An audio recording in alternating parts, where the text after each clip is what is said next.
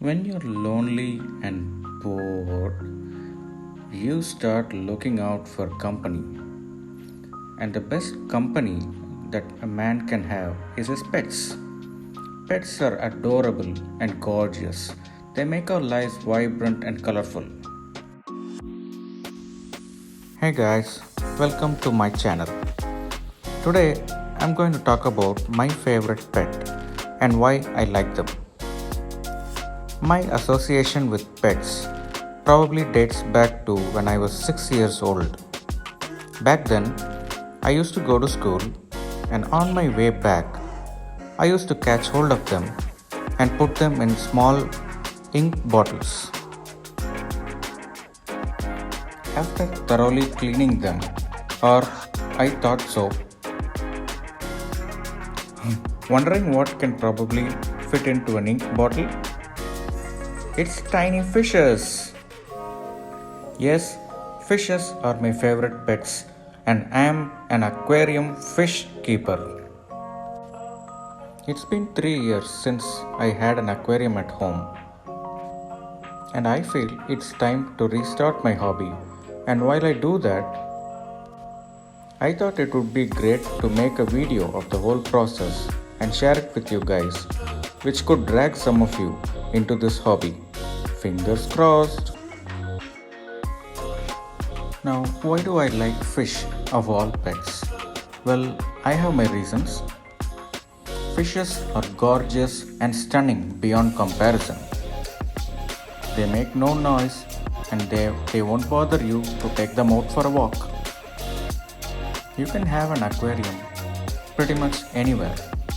In your house, in the living room, in the bedroom, in the study room, on your office desk, an outdoor pond, an indoor pond. The list is endless.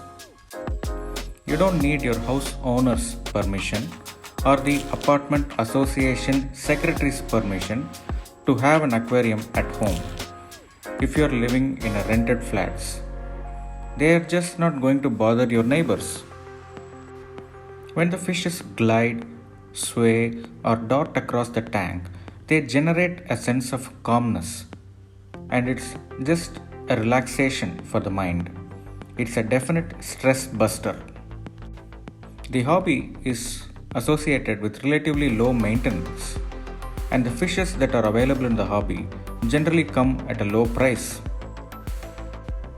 Some of you are already thinking, okay, I'm convinced. How do I start getting an aquarium at home? While some of you are thinking, what's the big deal? Go to a pet shop, buy a tank, buy some fishes, bring them home, keep the tank in some place in your house, fill the tank with water, put the fishes in, and there you go, you have an aquarium at home.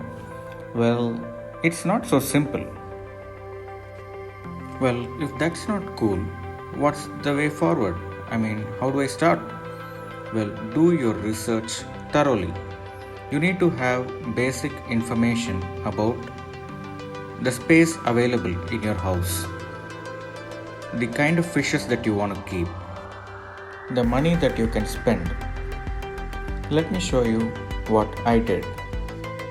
I wanted to have a nano tank, so I went to the pet shop and bought a tank with dimensions of 1.5 feet length, 1 foot height, and 1 foot width, which could hold about 40 liters of water, which would amount to 10 gallons. So basically, it was a 10-gallon nano tank. The only space available to place this tank was on top of the bookshelf. So I had ordered a separate stand for this tank, which is still on the way.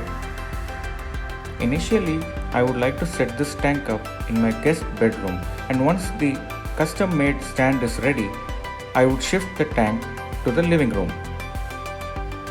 I wanted a semi-planted tank, so this tank is an open one without a lid, and I got a hang-on filter for the filtration purpose with a hanging LED lights. I bought Zanzibar white sand, which I wanted to use as the substrate for this tank, which provides great contrast, especially with the black background. And as far as the decoration goes, I got 3 pieces of hard rock and 1 lava rock with java moss embedded on it. Several different varieties of live plants and a driftwood with live plants attached. I also purchased this liquid fertilizer because this tank is going to have live plants in them. And finally, a piece of yoga mat to shield the bottom of the glass from the substrate and the rocks which are going to lie above it. Note that the tank is placed on top of a layer of thermocol to provide some cushion.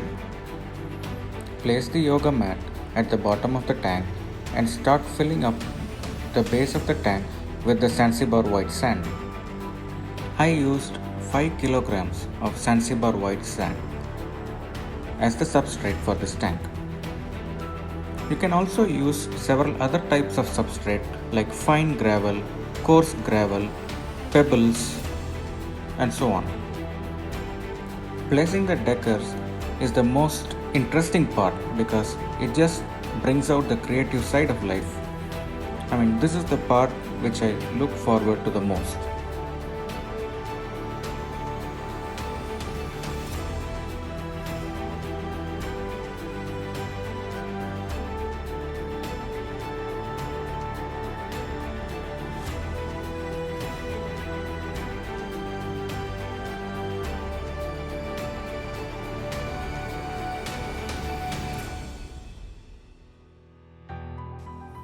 Placing the rocks in this manner helps to create hiding spaces for the fish.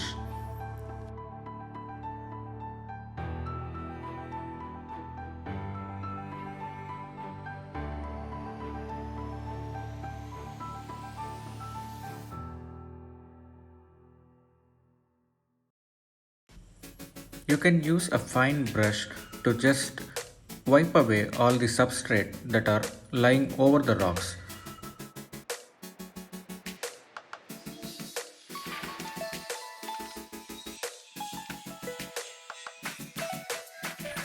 I would suggest to use a canned water because your general tap water will contain chlorine, which is very harmful to the fish and it can even kill them. Once the tank is filled with canned water up to about 90%, you can attach the hanging filter to the back of the tank and attach it to the power source to see if the filter is functioning properly.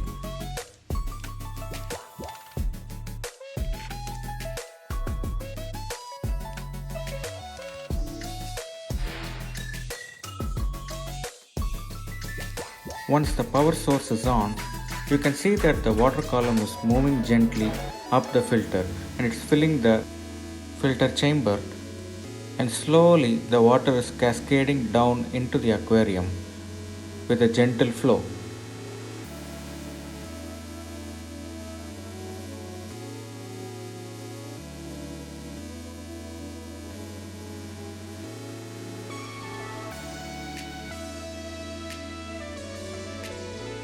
Now it's time to attach the hanging LED lights, adjusting the attachments on either side to get a proper hold.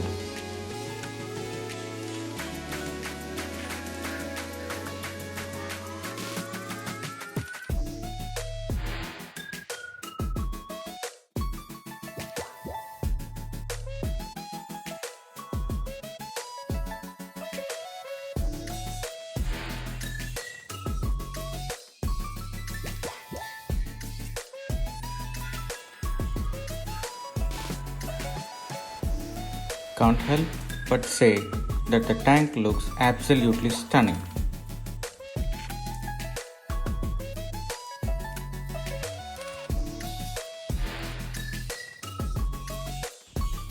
Yes, agreed, the tank looks stunning, but wait a minute, this is supposed to be an aquarium, isn't it?